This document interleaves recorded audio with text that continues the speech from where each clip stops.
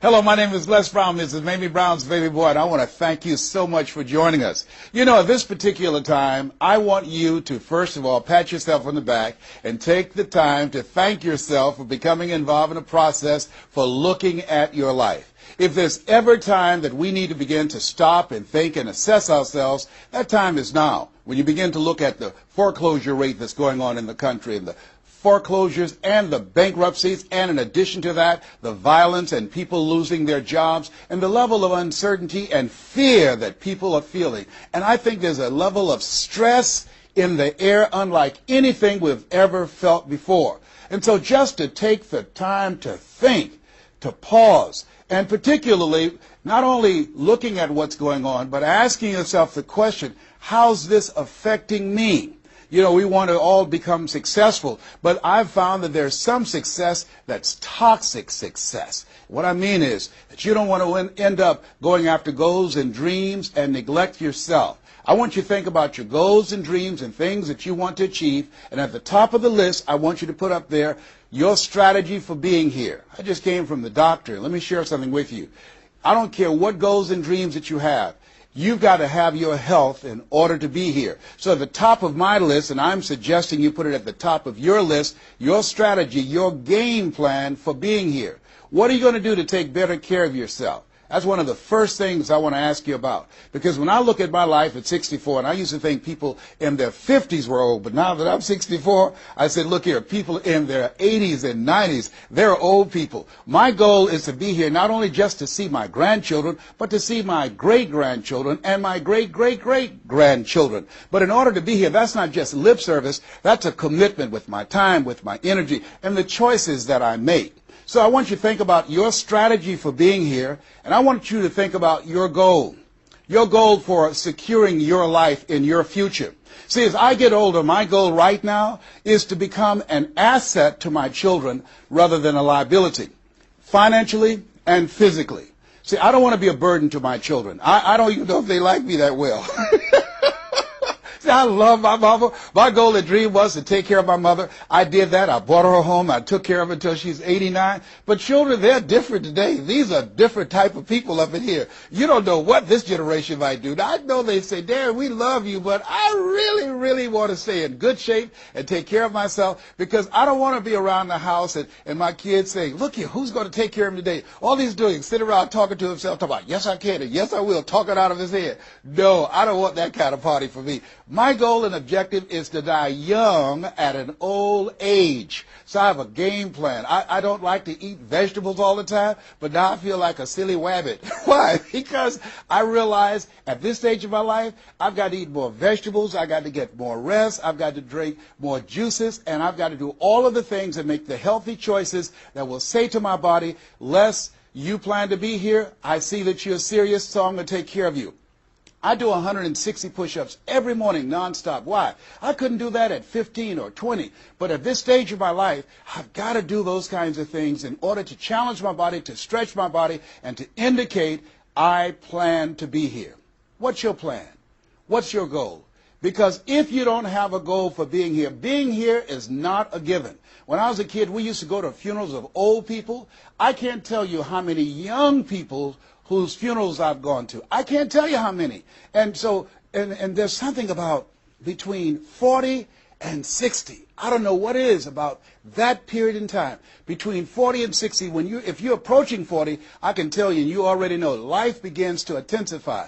Things happen to you, and things happen to people you care about. Between 40 and 60, if you can make it through that period, you can take a deep breath, because most people don't make 60. Most people don't. And why? And I think it's because people just take it for granted that they're going to be here. So I want to share with you some goals and strategies as you think about your goals. I want you to visualize yourself having optimal health.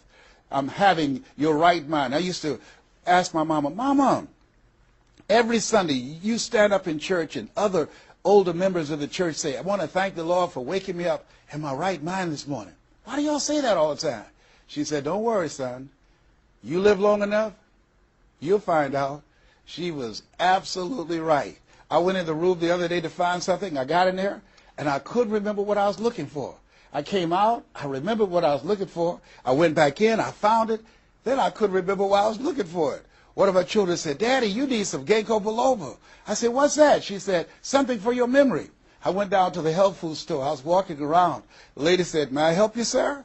I said, I forgot why I'm here. She said, you need something for your memory. I said, I know. So they took me over to a little section, and I bought the stuff, and then I took it home. Now, I can't remember where I put it. So when I got up this morning, I said, I want to thank the Lord for waking me up in my right mind this morning. See, if you woke up in your right mind this morning, that's a good thing.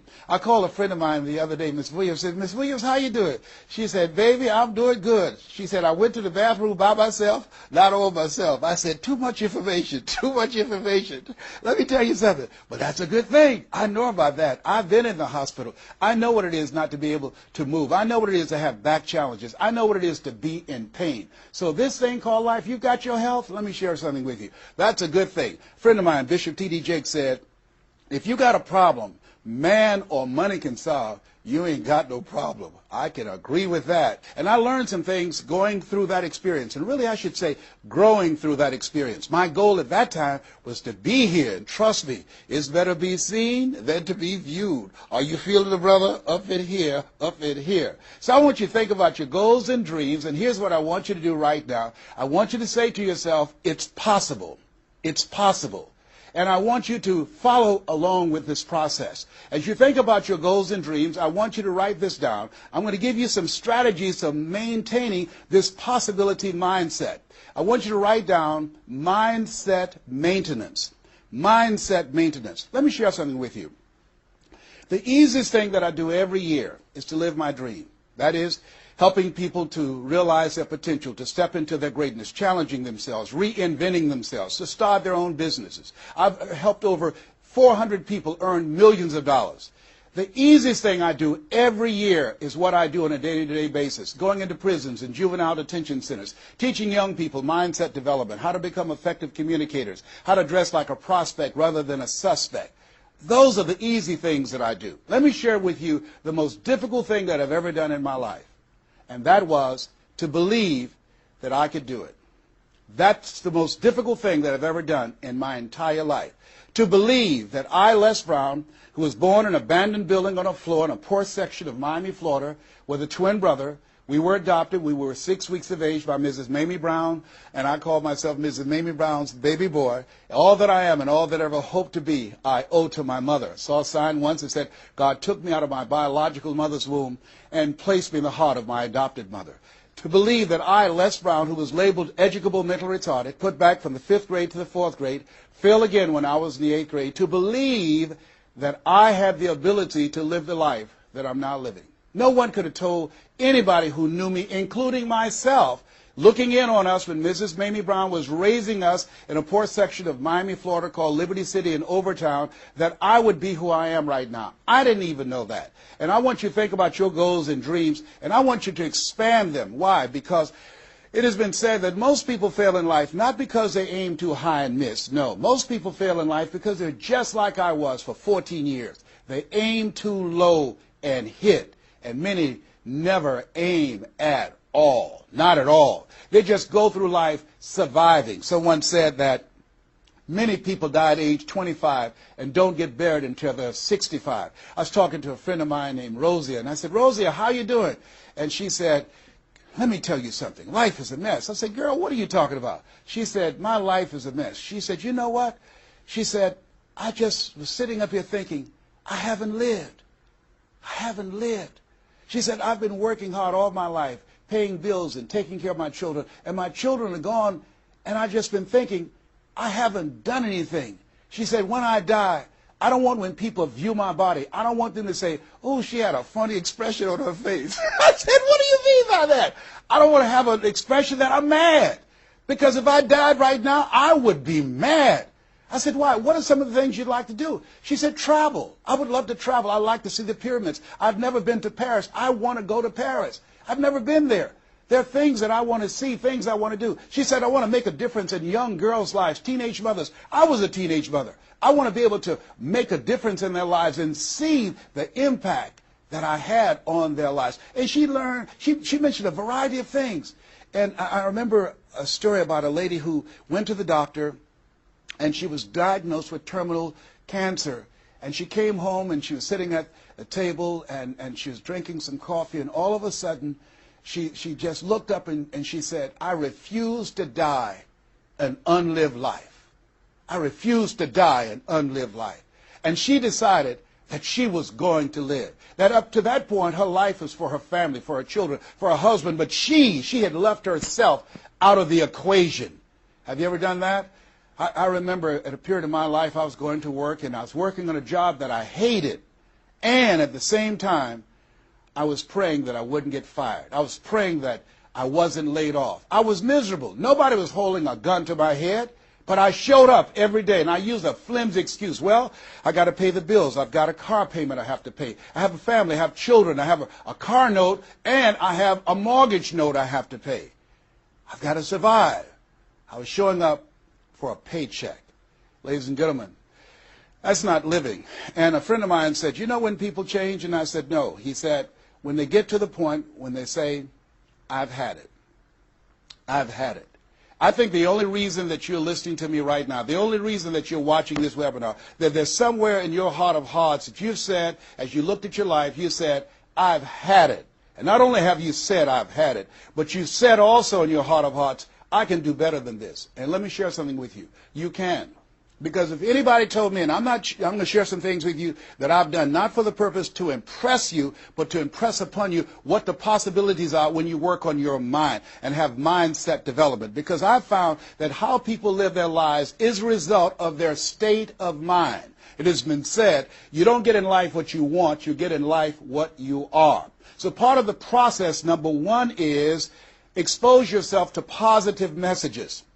See, what I'm doing right now, I'm distracting the story that's going on in your head right now. How you live your life, how I live my life, how all of us live our lives is a result of the story we believe about ourselves. And most of us are born into stories. I was born into a story where we were poor, but we didn't know it. I didn't know we were poor until I got on a bus with my mother going to do domestic work on Miami Beach. And when we crossed the Venetian Causeway and I saw those big, beautiful hotels, and I was in the homes with my mother making up beds and cleaning, and we ate the food left over from the families that she cooked for. And we wore the hand-me-down clothes of the children that she kept. And I kept saying, "Mama, what is it, boy?" As we got ready to pack up to go back home and to Overtown and Liberty City and all the poverty and filth and the violence there, I was saying, "Why can't we stay here?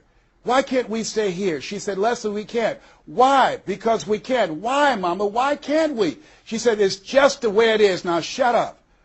And I kept saying to myself, why is that the way that it is? And I guess I was okay for Wesley and Margaret Ann and Leonard and Angelo and Sharon and Linda, but it wasn't okay for me. I was curious. I wanted to live like Mr. Sidursky lived. I wanted the big car that he had. I wanted that big home that he had.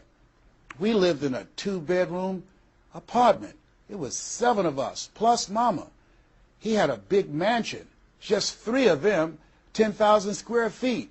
Said, "Mama, what is it, Leslie? One day, I want to buy you something just like this." My brothers and sisters, when we were on the bus going back, they were just engaged in playful things. I was thinking and dreaming. Mama didn't understand why I was thinking like that, because I'd been exposed to positive messages. I had to take care of Mr. Sidursky. I had to shine his shoes and clean his office. And every day when he was listening to motivational messages, I was hearing those things too. Earl Nightingale, we become what we think about. All of us are self-made, but only the successful will admit it.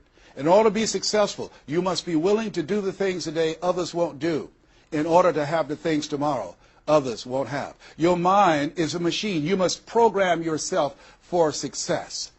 Wow. When I heard those words, I said, wait a minute. I can program my mind for success. I can program my mind for wealth. You can too. Trust me. I've earned over $55 million in the last 28 years. Anybody told me that I would be doing what I'm doing right now? I spoke recently in Sweden. They paid me 40,000 euro for an hour speech. I had no idea that this Les Brown that you now see have the ability to do that. I used to work for the Miami Sanitation Department as a garbage collector. I used to be a janitor. I used to do door-to-door sales. I used to work for Sears in Miami on Biscayne Boulevard. I had no idea this Les Brown that you now see had the ability one day to give lectures at Harvard or Yale or Dartmouth University. I had no idea that this Les Brown existed. I don't tell you that to impress you, but to impress upon you. There is more in you. Simba, there's more in you than you have been expressing. All of us have seen Lion King, some great symbols in there. And I say to you, there's more in you right now than's represented in your bank account. There's more in you right now that's being reflected by your life right now. Your life is not a true reflection of your potential. You have greatness within you. You have the ability to do more than you can ever begin to imagine. There's a reason that my favorite book says, as a man thinketh, so is he. And as he continues to think, so he remains. In order for us to begin to break into that level of greatness that we have within ourselves, you have to make a conscious choice every day to expose your mind to positive messages. So I put myself on a regimen.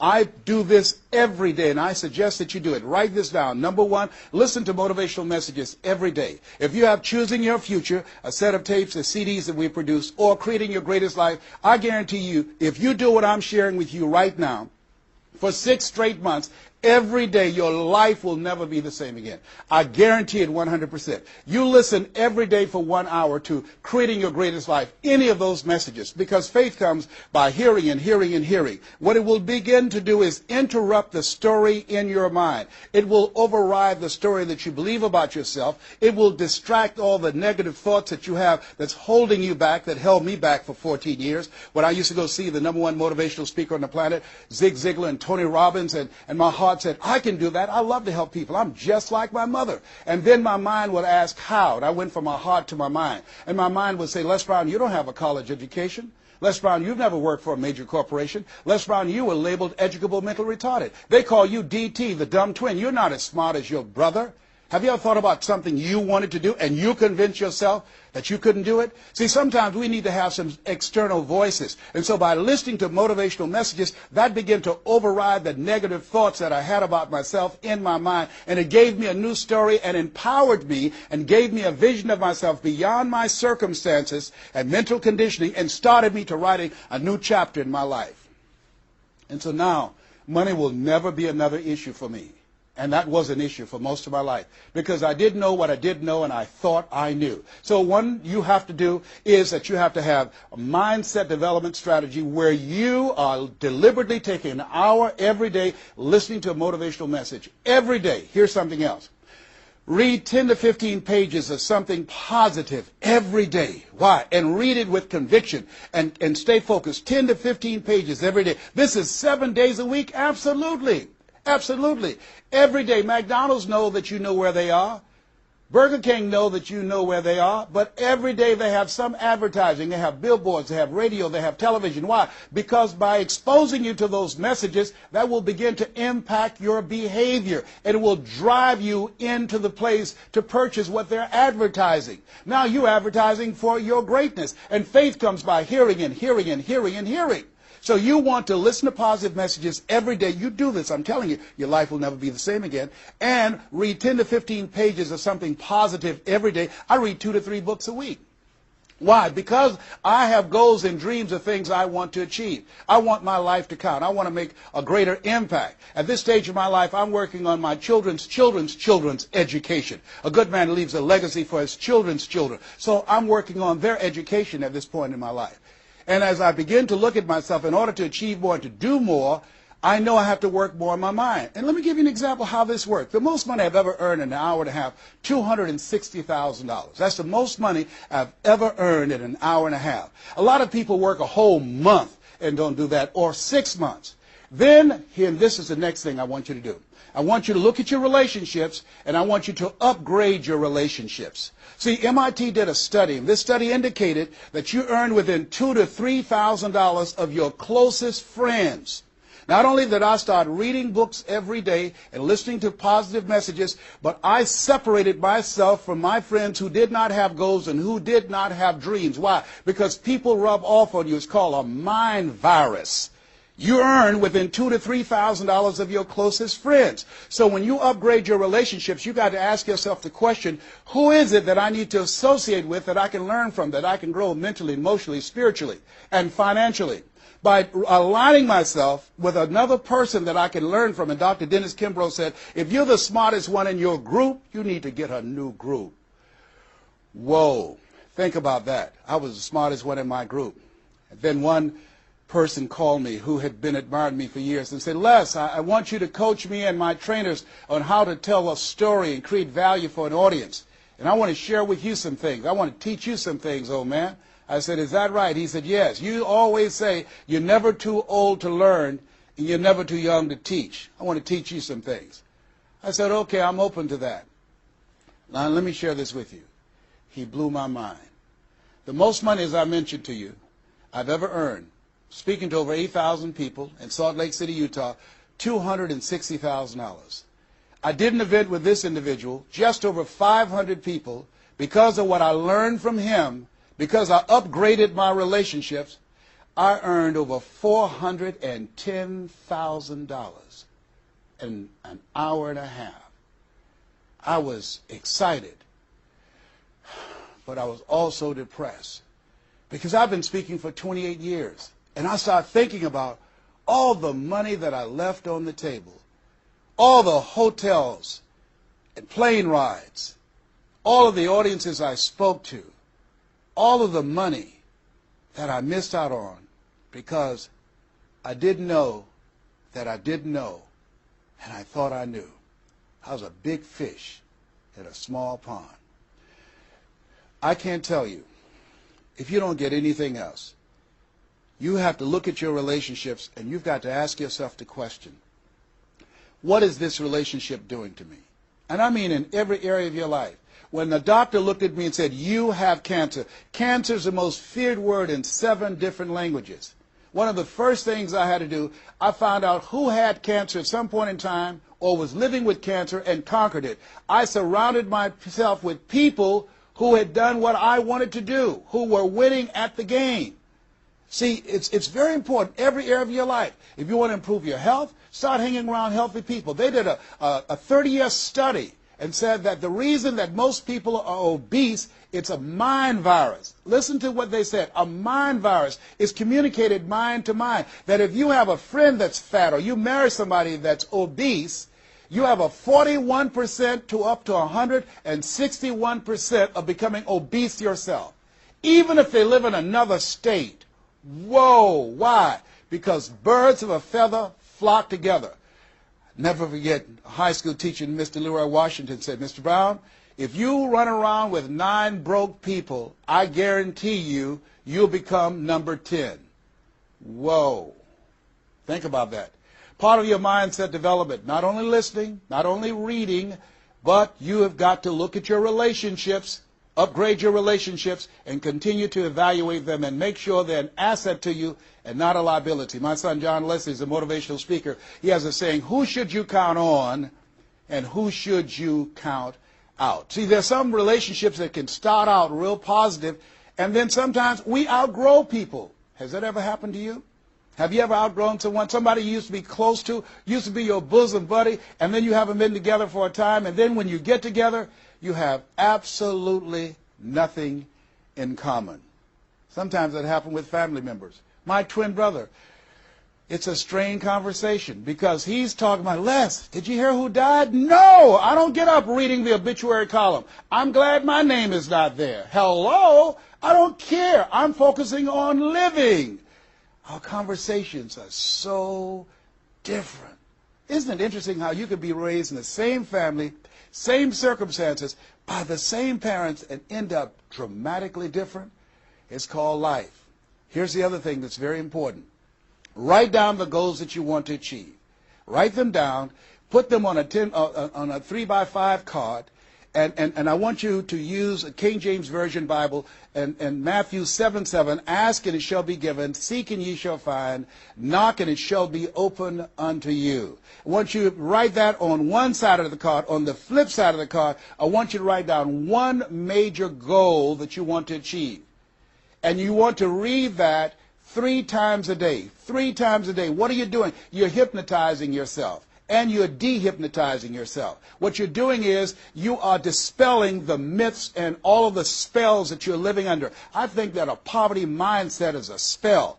I think that people go so far, and because they're mesmerized by life, they unconsciously stop.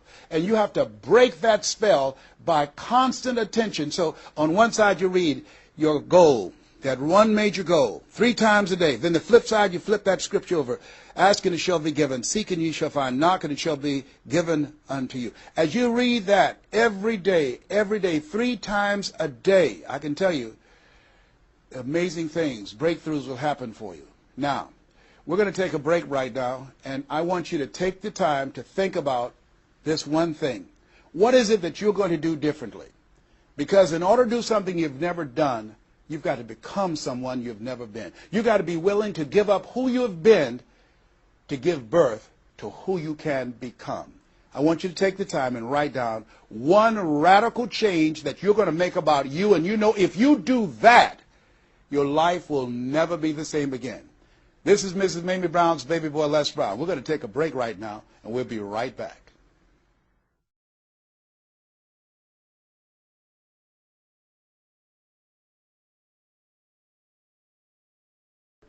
Hello, this is Les Brown, Mrs. Mamie Brown's baby boy.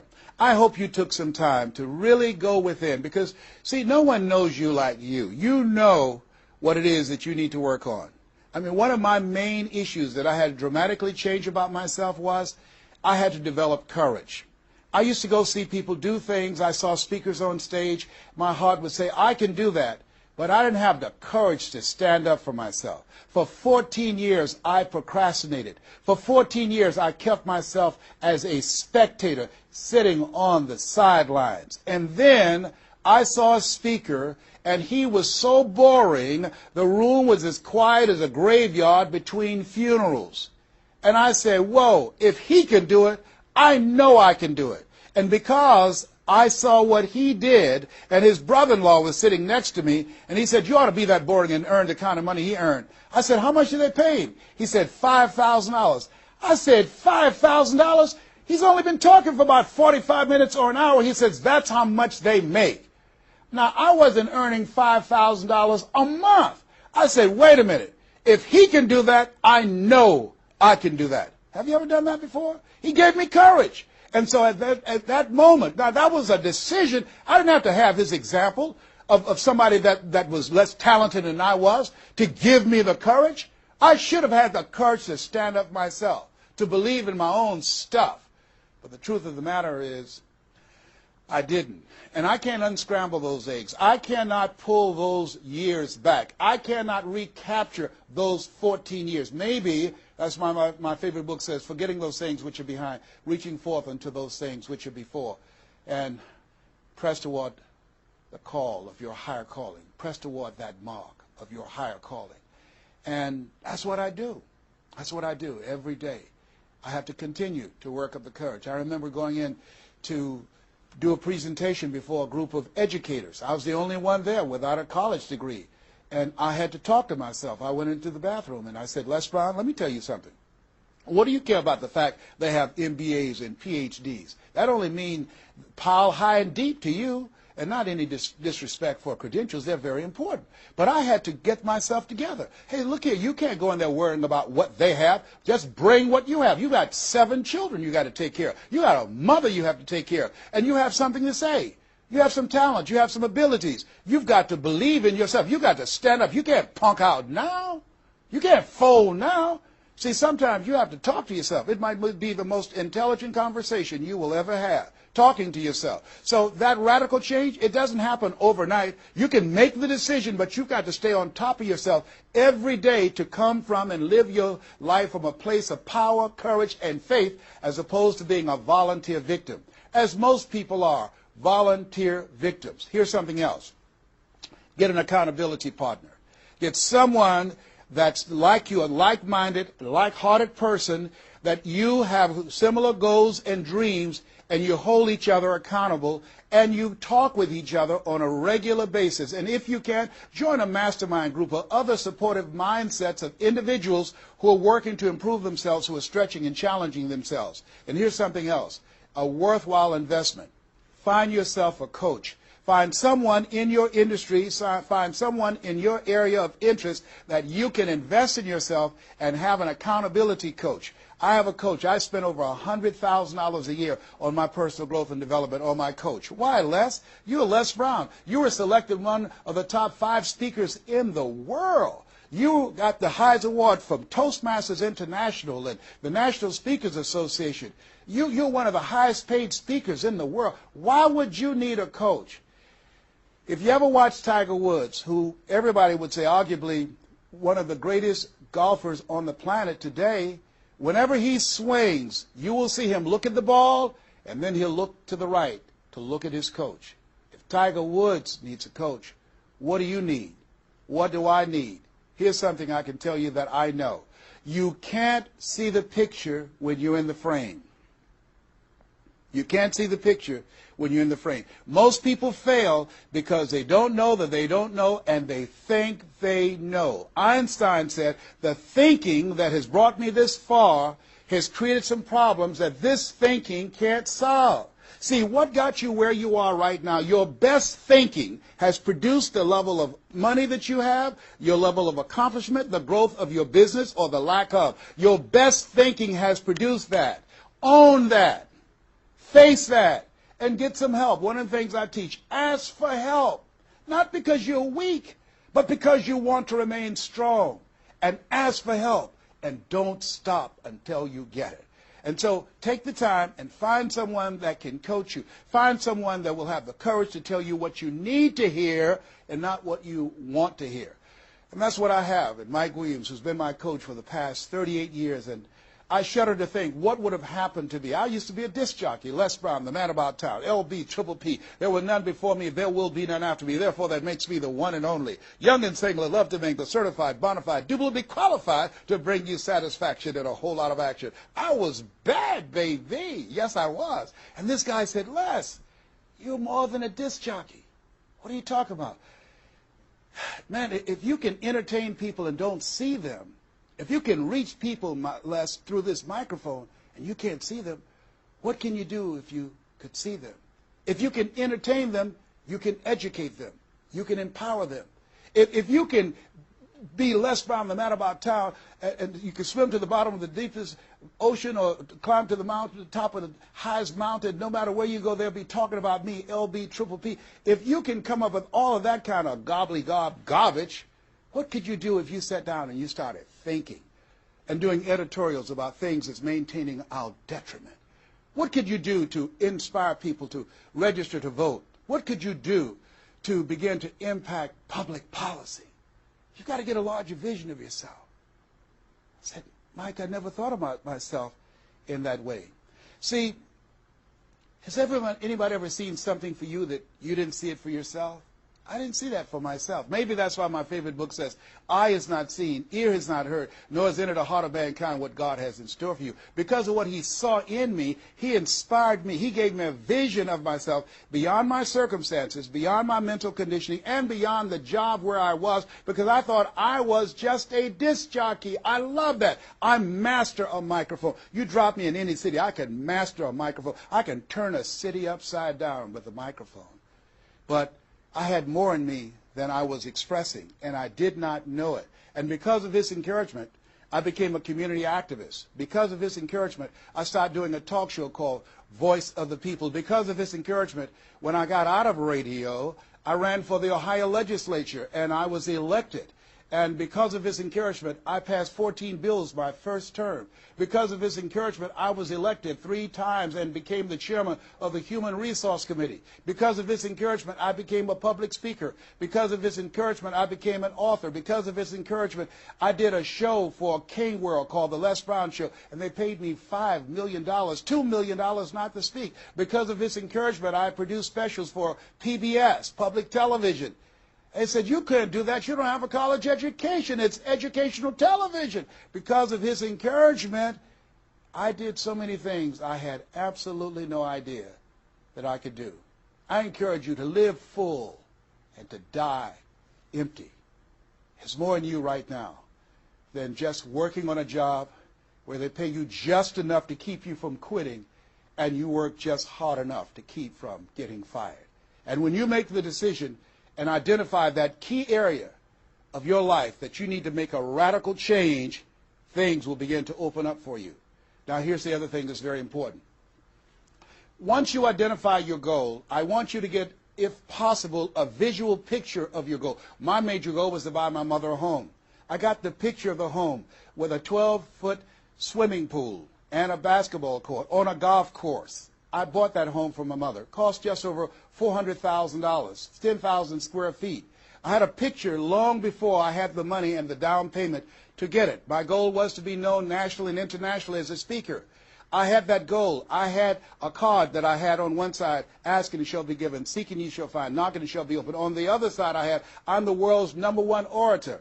I produced that result in my life. I had a goal of becoming a talk show host. I used to watch Phil Donahue, and I put my picture on the screen of the television as I listened to the program. I visualized myself there, and I was called by King World Production, and I had my own talk show. Well, it was the highest rated, fastest canceled talk show in the history of television. Well, at least I had one. It's called life. Now, here's something else. You will fail your way to success. Trust me on that. You can have a lot of failures, a lot of disappointments, but you will fail your way to success. Goethe says, that which does not kill you will make you stronger. See, 85% of people allow their fear of failure to outweigh their desire to succeed. That's why you have to be of good courage. You have to have courage. When life knocks you down, I have a saying, try and land on your back, because if you can look up, you can get up. So once you look at and decide the goal that you want to put some things, put a treasure board or a goal board and have pictures of the goal that you want to achieve so you can see it every day when you get up in the morning and the last thing at night. You're programming your subconscious mind where 9 out of 10 decisions that you make comes from there. Here's something else. Not only do you want a physical picture that you can see every day to remind you to keep you on course, but the other thing that's very important in achieving your goals, writing your goals down in detail and having 7 action steps that you take every day. Now, Robert Schuller said, by the yard it's hard, but inch by inch, anything is a cinch. You want to think about what are the things I need to do every day. Break it down into increments. You have your 30-day goals, and you have your 3-month goals, and your 6-month goals, and your 1-year goals, all right? You want to break it down in increments. What do you need to do starting today? Don't squander any time. There goes a second. There goes another second. There goes another second. And all the power in the world can't bring it back. So what are 7 things that you can do starting today? And then once you do those 7 things, then you work on all the other stuff. But what are the 7 most important steps that you can take that can move you in the direction of your goal? And when I decided to become a speaker, I started memorizing quotes every day. That was one of the goals I had, to memorize quotes. I have probably over 400 to 500 quotes and statistics in my head in all kind of areas. I've spoken at the National Convention for real estate conventions, RE/MAX. I've spoken for doctors and lawyers. I trained over 5,000 doctors last year, teaching doctors how to communicate with their patients to increase their taking of their hypertension medication, to increase their compliance from 30%. I was paid $640,000 in 1 month, Monday through Thursday, 30 minutes a day. A lot of people work a whole year and don't do that. I don't tell you that to impress you, but to impress upon you. You've got greatness in you. You can do more than you can ever begin to imagine. I had no idea this Les Brown you see existed. I had no idea. And the reason that you're watching me now is because you know in your heart of hearts that you can do what I've done and even more. And so as you begin to think about that, think about writing your goals down, listening to motivational messages, changing your relationships, upgrading your relationships, thinking about 7 things you need to do every day, some radical change you need to make in you. There's an old African proverb that says, if there's no enemy within, the enemy outside can do us no harm. Here's something else that's very, very important. As we talked about having a personal coach, the next thing that's important about reaching your goals is this. What is it as you look in your past that's affecting you right now? I saw a movie called Magnolia, a powerful line in that movie. And the movie said, we might be through with our past, but our past is not through with us. Whoa. Let me share something with you I realize about myself. The reason that I procrastinated for 14 years was because when I was in the 5th grade and Mrs. Mary Ford Williams said to Mrs. Crompton, he doesn't belong here. He is slow. He's not like his brother. And they put me back from the 5th grade to the 4th grade. That affected me. I didn't even realize it. They say sticks and stones will break your bones, but words will never hurt you. Yes, they will. But they can also free you up. Because I'll never forget when I met Mr. Washington. It was my junior year in high school. I've been in special education from the 4th grade all the way up to my junior year in high school. My twin brother always made the honor roll. And he said, young man, work this problem out for me. He was a new instructor. I said, sir, I can't do that. He said, why not? I said, I'm not one of your students. He said, look at me. Yes, sir. Work the problem out anyhow. I can't do what you asked me to do, sir. Why? Sir, because I'm educable, mentally retarded. And the students erupted in laughter. They said, hey, he's DT. He said, what's that? He's the dumb twin. He's not Wesley. That's Leslie. And he came from behind his desk and he said, don't ever say that again. Someone's opinion of you does not have to become your reality. That was a jarring statement. On one hand, I was humiliated. But on the other hand, I was liberated. Because he looked at me with the eyes of Goethe, who said, look at a man the way that he is, he only becomes worse. But look at him as if he were what he could be, then he becomes what he should be. And here's what I learned from that experience. I want you to visualize yourself already there. Whatever goal, whatever dream that you have, see the picture complete. See yourself there. Why? We have something at the base of our brains called the reticular activating system. See, you have genius within you, and to prove it, let me give you an example. The other night, I said, I've got to get up tomorrow morning at 7 o'clock. I was at a hotel. I called downstairs and told them to call me at 7 o'clock. The hotel neglected to do it, but I woke up at 7 o'clock on the nose. Have you ever done that before? How did you know when to get up? Hey, that's subconscious mind. Everything we need, the answers are already there. Have you ever seen somebody and said, you know what, I remember your face, but I don't exactly know where. And then later on you say, hey, I know where I saw you, and it came. What happened? The conscious mind sent that thought to the subconscious mind, and it pulled that information up and gave it to you. Now, when you begin to hold the vision of what it is you want to achieve, you stimulate what is called the reticular activating system. It's a network like group of cells at the base of your brain. Let me share with you how it works. Have you ever purchased a car? No one goes to buy a car that has the same color that everyone else has. Has that ever happened to you before? But then once you buy the car and you drive it off the lot, you start seeing it everywhere. Say, hey, where did this come from? Let me tell you what happened. You made an investment. And because you made an investment, that piqued your awareness, that stimulated your reticular activating system. Another case in point. I was at a party with a friend of mine, and we were dancing, and music was blasting, and she said, wait a minute, my son is crying, he's at the door. I said, your son's not at the door, because even if he were, you wouldn't be able to hear him. And she stopped, went to the door, opened the door, and there her 4-year-old son was at the door. How did she hear it and I didn't hear it and the other people dancing? It wasn't our child. It was her child.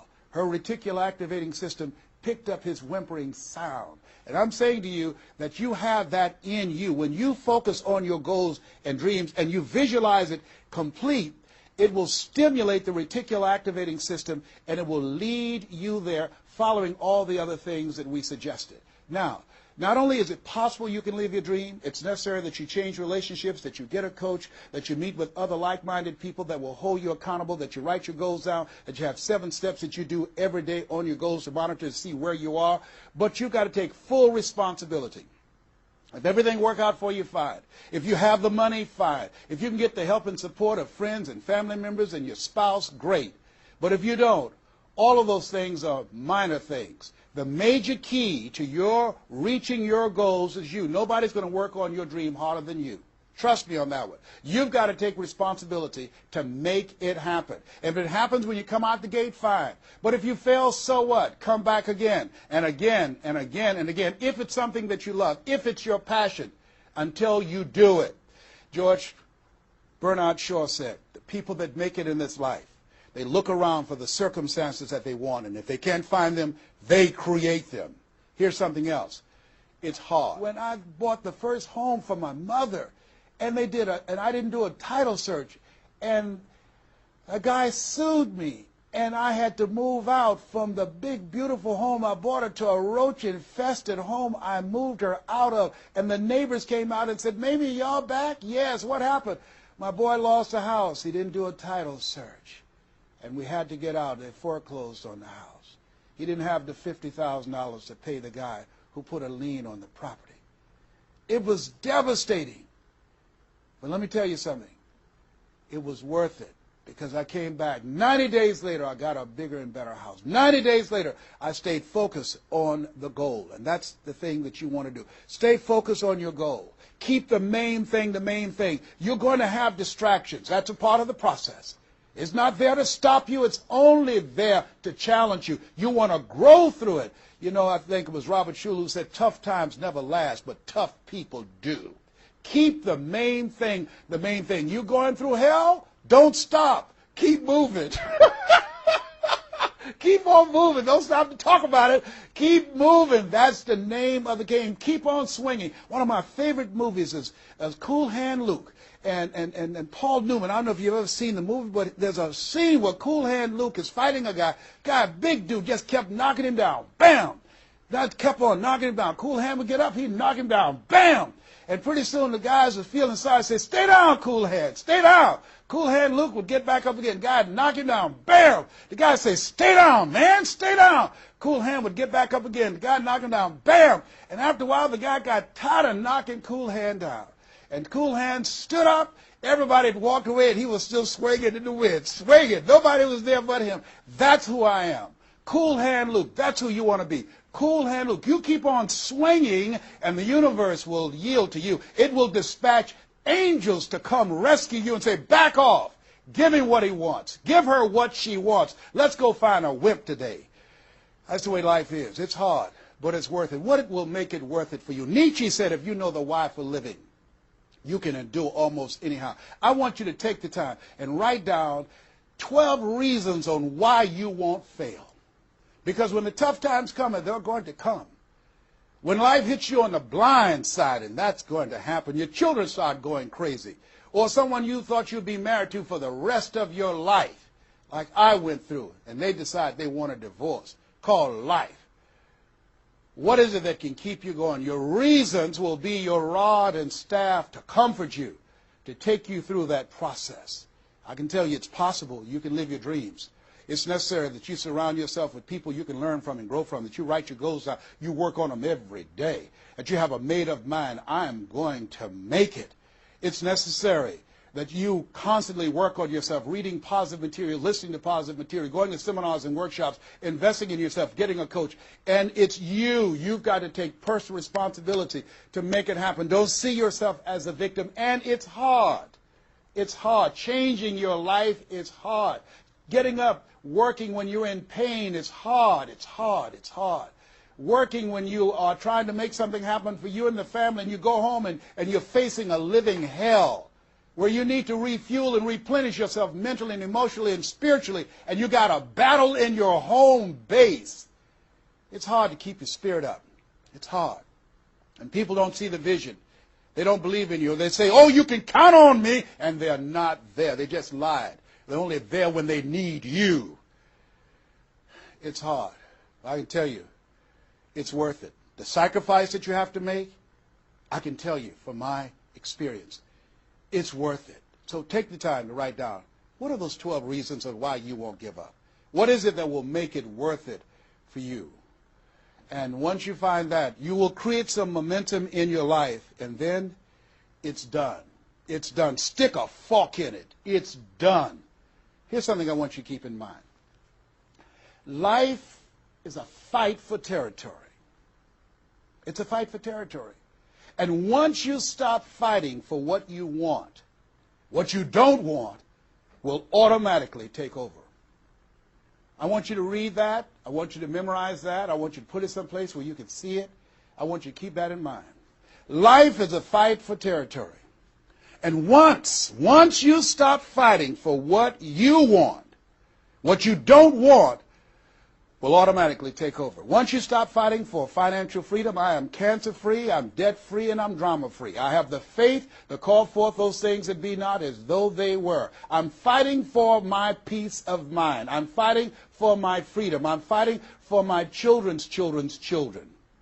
I'm fighting to create a brighter tomorrow. I'm fighting to make a difference in life. I'm fighting to make my print, to leave my mark.